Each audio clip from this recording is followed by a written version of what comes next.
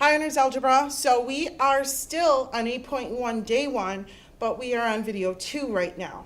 So make sure you watch video 1 first before this one, or you're going to be kind of confused. Okay, so our notes start here, and we're going to introduce how to solve a quadratic equation by completing the square. So far you've learned 2 methods of solving quadratic equations.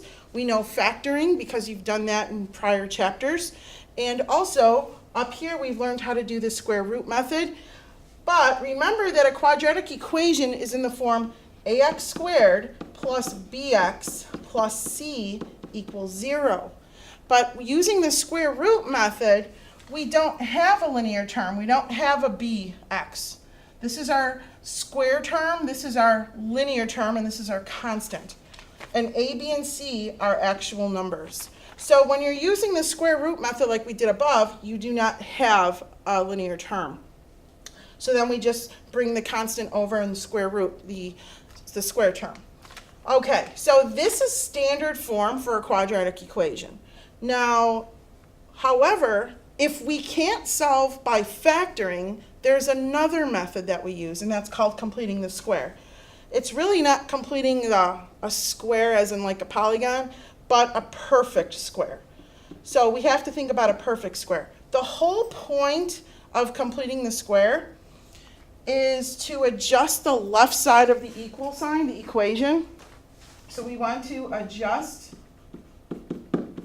the left side, okay,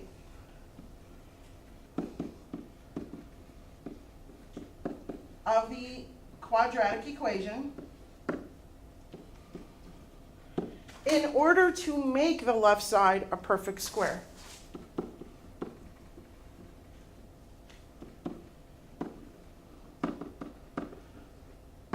A perfect square trinomial.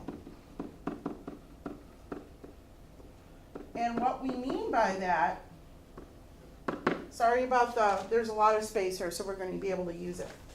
A perfect square trinomial, recall, is in the form a squared plus 2ab plus b squared.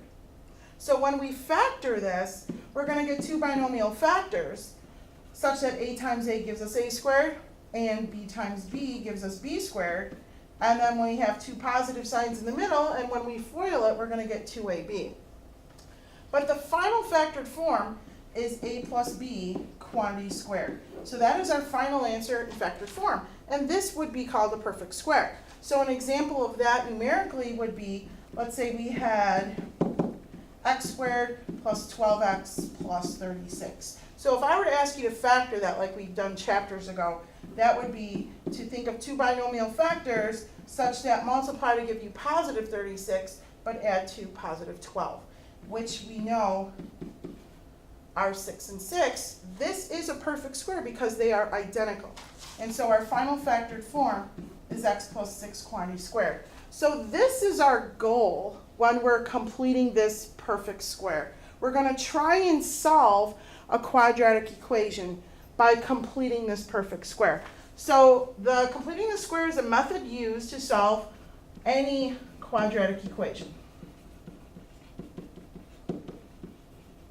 that cannot be factored. So if we cannot factor a quadratic equation, then this would be another way that we could solve a quadratic equation. So let's take a look. So we talked about how a quadratic equation in standard form is ax squared plus bx plus c equals 0. So you normally want to set the equation equal to 0. Now right now I have an a term of 1 here, and my b term is 8, and my c term is not there. We have to complete this square so it's a perfect square trinomial. So there's a step to do this. We're trying to figure out what our c value is. So you take your b value, divide it by 2, and it will always be divided by 2, and then you square that. So for example, since our b term here is 8, I'm going to take 8, divide that by 2, and then square that. So if we evaluate this, we're going to get 4 squared, which is 16. That 16 completes our square, and that goes in for our c value, which is our constant. So now if I were to factor this, I know you're not used to seeing a 1 there, but we always know there a 1 is there. If I try to factor this into two binomial factors, I'm going to be able to do it now because I've just completed this perfect square. And I'm going to get something that looks along the lines of what I wrote before. So factoring y squared is y times y. Factoring 16 is 1 multiplied, but 8 when added is 4 and 4, both positive. So my final factored form is y plus 4 quantity squared. So that is our goal, is to try to complete the square. Now notice that this is not an equation, this is just an expression. But I was just using this expression to show you how we're going to use this to complete the square. So what we're going to do now is we're going to turn the page and we're going to show you how to actually solve a quadratic equation by completing the square. Okay, now there are certain steps, and if you look in your reading guide, you've listed them. But step 1, again, a standard form of a quadratic equation is an ax squared plus bx plus c equals 0. But to complete the perfect square, complete the square, this term is not helping us. We have to get rid of it. So in other words, we want to rewrite the quadratic equation in the form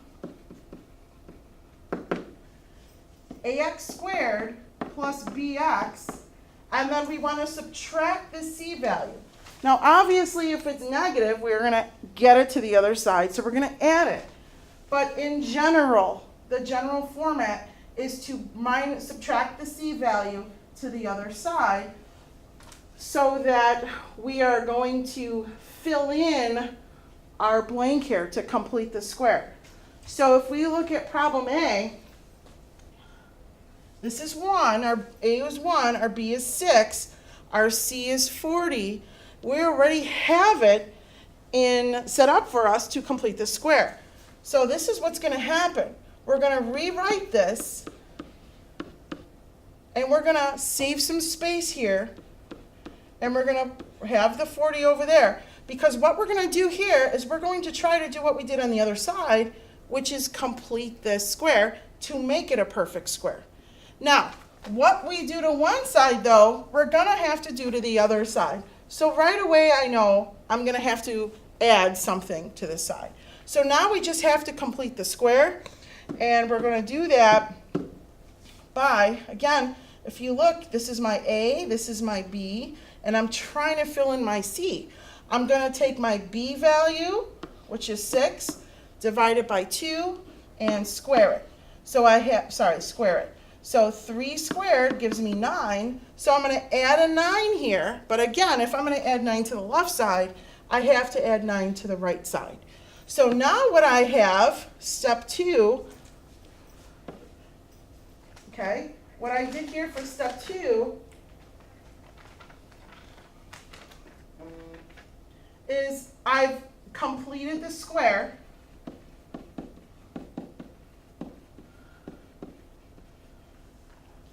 So I've completed the square by finding my C value, okay? And I'm going to complete the square to make it a perfect square. PS means perfect square. T for trinomial, or you could write trinomial, okay? So when I rewrite this in factored form, it's going to look like x plus 3 times x plus 3 equals 49. But we know that this, the final factored form, is x plus 3 quantity squared equals 49. Okay, so what we just did is we completed that square to make it a perfect square trinomial. And then step 3, which we just did, is we factored the left side.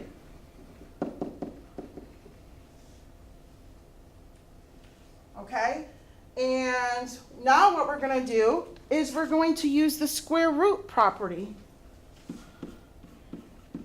or the square root method. Use the square root method to solve. And we actually did some of this in last chapter. So to get rid of the square, we're going to take the square root, because what you do to one side then, you're going to have to do to the other. So the square and the square root cancel each other out. So I'm left with x plus 3 equals plus and minus 7. And then I'm going to subtract 3 from both sides. So I'm going to have two answers.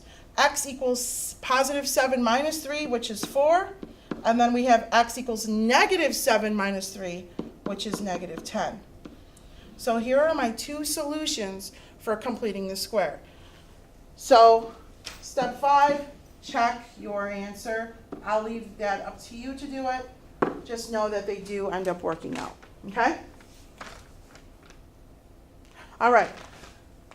So I think what we're going to do right now is go to video number 3. So make sure that, again, you take notes for 8.1 day 1, but on video 3 for these next examples. Okay.